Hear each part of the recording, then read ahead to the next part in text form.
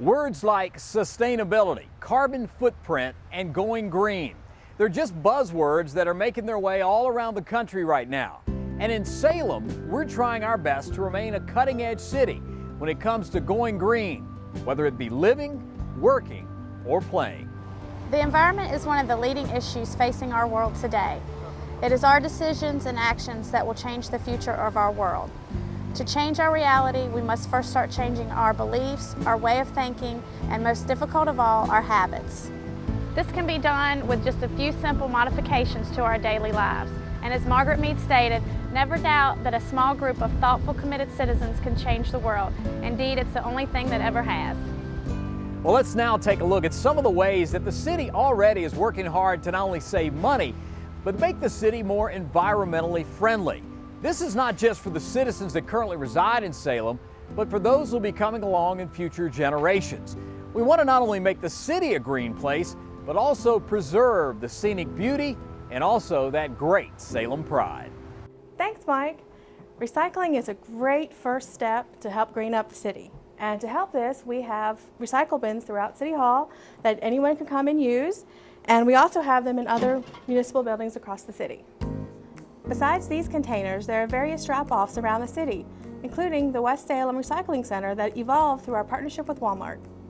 While revenue from recycling does fluctuate, it's still an excellent way to improve the city.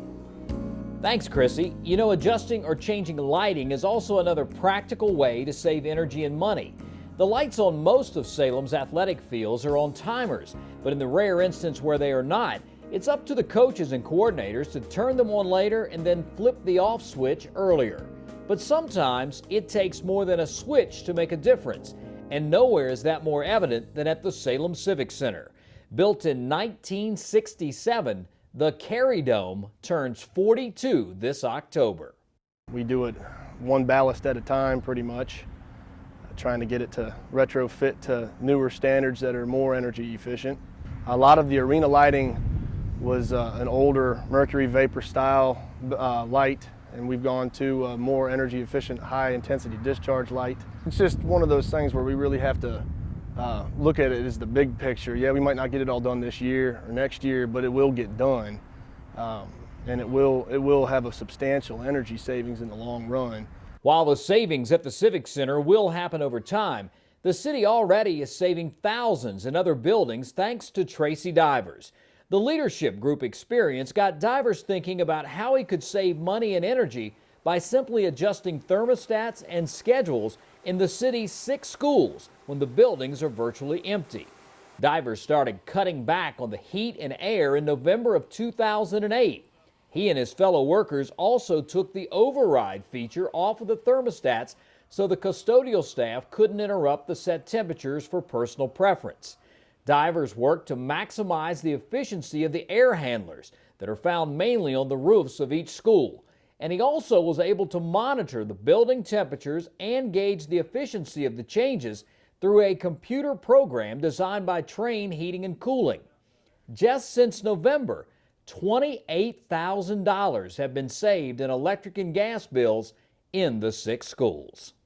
When we first started this project, I was thinking that you could save up to between $20,000 and $40,000, and by within a year's time, and that's a great deal. I think you could more look at as high as 60 once we figure out some things, some more other options to change.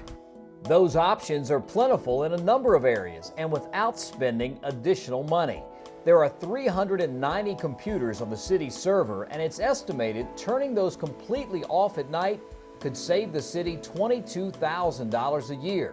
Just setting them on sleep or standby mode during the day could save another $2,400 a year.